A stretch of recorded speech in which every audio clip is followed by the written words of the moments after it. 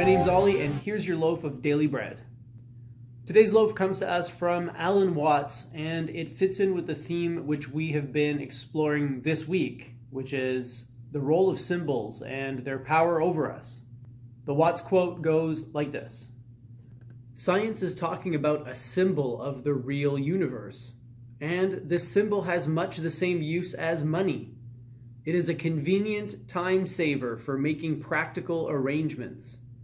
But when money and wealth, reality and science are confused, the symbol becomes a burden."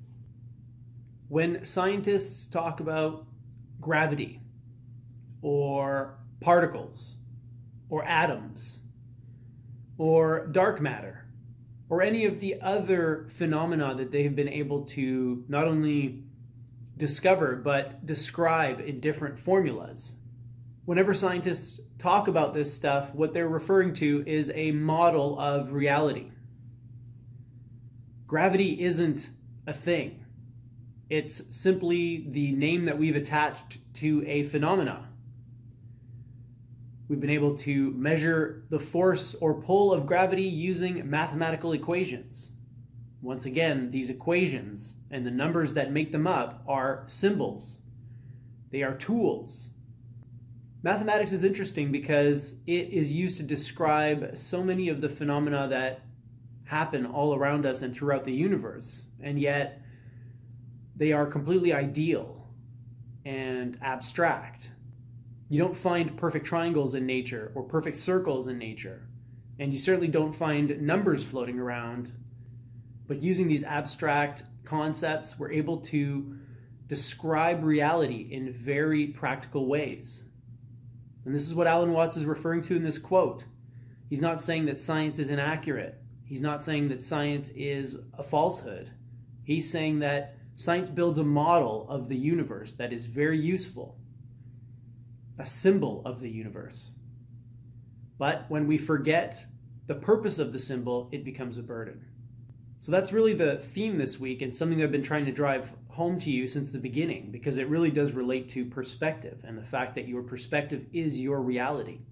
Your perspective is made up of perception, which is what you sense, what you hear, what you see, what you feel, and then the sensations that are in and outside of your body. The second component is your cognition, or your interpretation of what you perceive. So your senses bring in the information, and then your mind begins to analyze and interpret and evaluate.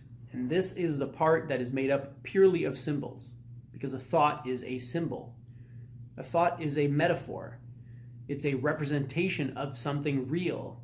Whether we're labeling things, identifying things, analyzing things, what we're doing is creating symbols of reality inside our own psyches and inside our own minds. So this is really the part that determines how you feel about your life.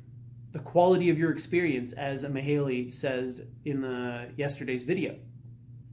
What determines the experience of your life, or the quality of your experience, is not the circumstances themselves, but how you view them. And the thing that is standing between us and bliss is not the fact that we don't have enough money, or that we don't have the right spouse, or that we don't have the right job. The thing standing in between us and bliss is our cognition, our opinions and beliefs about the way things are and ought to be. And these are purely symbolic. You have the power to change them anytime, because the symbols are playthings. They are instruments. And when we don't know this, the instrument takes over and it rules us.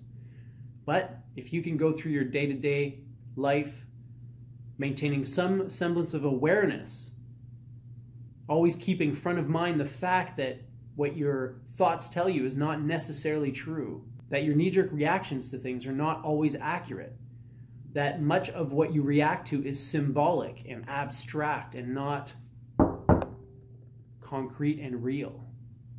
If you can manage to do that, then step by step and inch by inch, you are going to become more and more liberated from your past conditioning, from your instinctive, knee-jerk reactions, and from the misery that follows from these things.